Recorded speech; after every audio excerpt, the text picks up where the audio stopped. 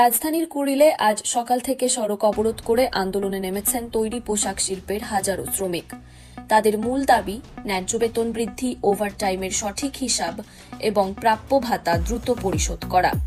শ্রমিকরা অভিযোগ করেছেন, বহুদিন ধরেই তারা ন্যায্য মজুরি পাচ্ছেন না, পাশাপাশি জীবনযাত্রার ব্যয় বৃদ্ধি তাদেরকে চরম দুরবস্থায় ফেলেছে।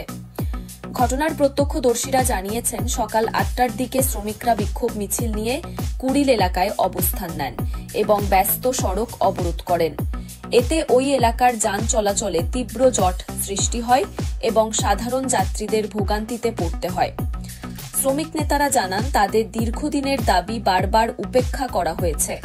তারা স্পষ্ট করে বলেন, শ্রমিকরা দেশের অর্থনীতির প্রধান চালিকা শক্তি, অথচ তারা বেঁচে থাকে। বেল্লা Model 11 multilingual_v3 টেক্সট।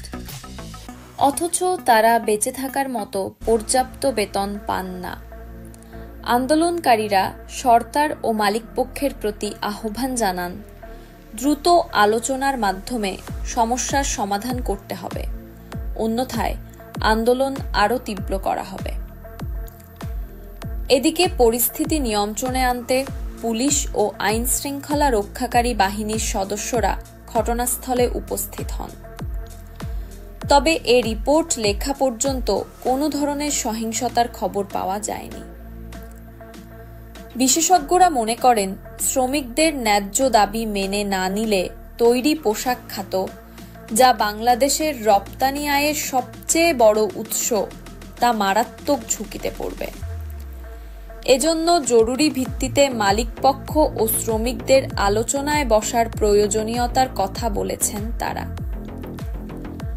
প্রিয় দর্শক, আমরা আশা করি শান্তিপূর্ণ সমাধানের মধ্য দিয়েই এই অচলাবস্থার অবসান ঘটবে।